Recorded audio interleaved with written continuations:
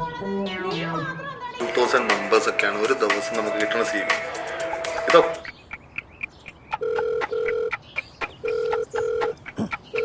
Hello, നിങ്ങൾ ഈ civil എഞ്ചിനീയേഴ്സിന് വിദേശത്തൊക്കെ പ്ലേസ്മെന്റ് സെറ്റാക്കി കൊടുക്കണമെന്ന് കേട്ടു, ശരിയാണോ?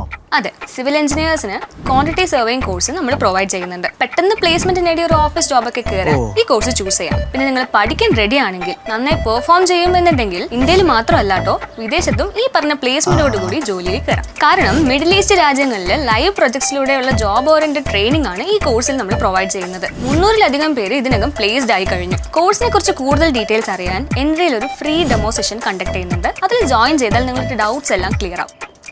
എന്നാ ശരി, ഞാൻ വിളിക്കാം. ഓക്കെ.